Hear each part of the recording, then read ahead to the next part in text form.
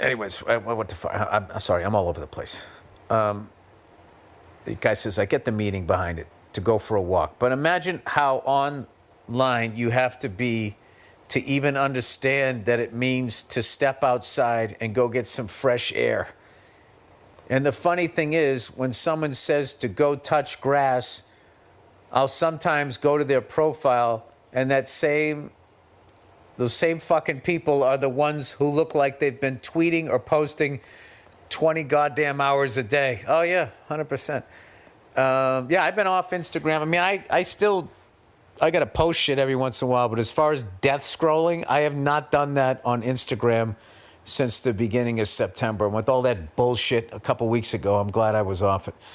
I would be willing to bet that these same fucking people are just sitting there day to day, subscribed to 9 different streaming services so they can watch all their god-awful reality TV show drama and to lecture the rest of us about how necessary it is that we all understand how important these people are. I spend maybe 20 minutes a day actually looking at social media now, and the rest of the time doing actual work. I sort of transitioned from social media to just playing games on my phone, so now I got to get rid of that. I play gin rummy. I do this word search game. I do those water tube things where you try to get all the colors in the tubes, and I do Duolingo. That's sort of my shit. I do love gin rummy. I don't know why. It's just a fun fucking game. What do we have? I'm a freelance sports writer who still subscribes to print journalism and enjoys the feeling of an actual newspaper in my hand, something these cunts will never know. P.S. I'm using cunts to describe people of any gender since apparently gender identity is also a thing now. Yeah, oh yeah, that's been a thing, buddy. That has been a thing. I actually, this weekend, where the fuck was I? Oh, or no, last week. Not this weekend. This past week, I was staying somewhere with my lovely wife, and every morning I would have a cup of coffee, and I would... Bill is still complaining about the backlash to him performing in Saudi Arabia. He said right there that you have to stay off of Instagram because of all that bullshit that's been happening for the past couple of weeks. Like I said,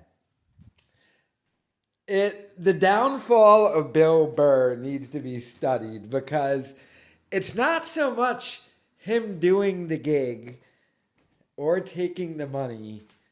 It's the response in which he is tanking. He has lost 10,000 subscribers. 10,000 subscribers. And he's losing over 300 every day. And his views have just straight tanked. If you go to... My God. If you go to his comment section... Just look at this. I admire Bill's consistency. He says he hates billionaires, so he takes money from a trillionaire. Very considerate and consistent. The best comedy show right now is the comment section. I'm just here for the comments. Oh, Billy Bonesaw is a hilarious nickname. Billy's slave cry is okay. I get my share. Burr. Oh, Billy Blood Money is back. If ICE had started a streaming service, you'd call your agent. Harking back to the Ricky Gervais line. Hey everybody, it's Billy Burka. We getting that Riyadh money, baby. Billy, is that a Starbucks next to the Pete's Coffee? Next to a Burger King Burr?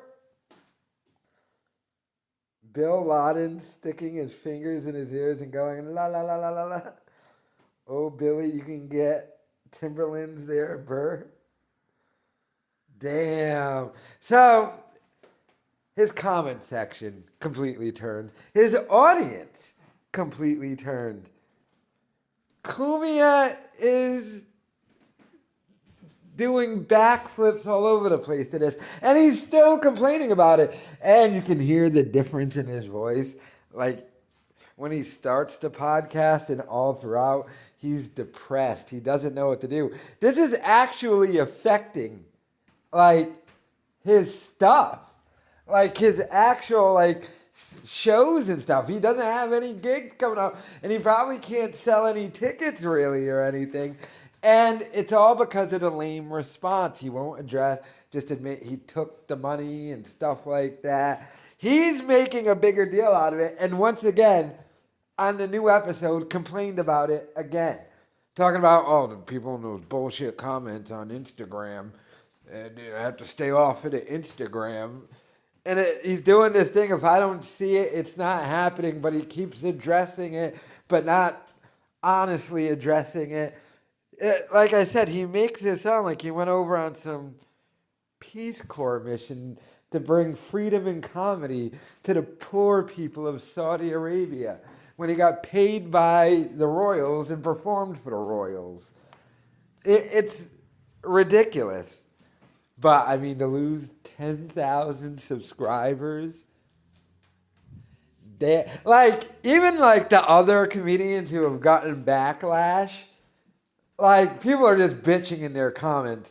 Ain't none of them losing subscribers, and damn sure ain't no 10,000 subscribers they're losing. So this is epic, but Bill sort of cultivated a lot of this with his, the billionaires, dude, and free Luigi, and all that stuff. Well, damn, Bill, 10,000 and losing over 300 every day. Your whole comment section is turned against you. Sports and cabbage, so relatable to us helicopterless folk. Thank God for Bill Everyman Burr.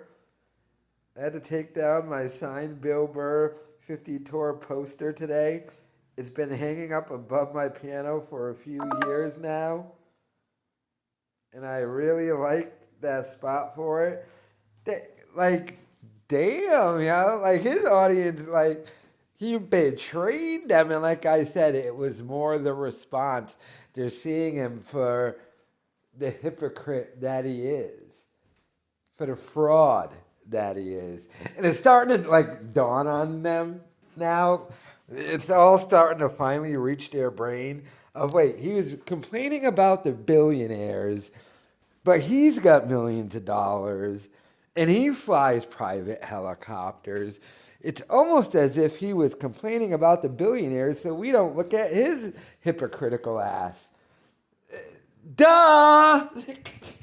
That's why when Burr went on a whole billionaires thing, I was like, it's an odd stance to take for a multimillionaire, but whatever. The whole thing is just hilarious to me. Lost over 10,000 subscribers. But let me know your thoughts in the comments.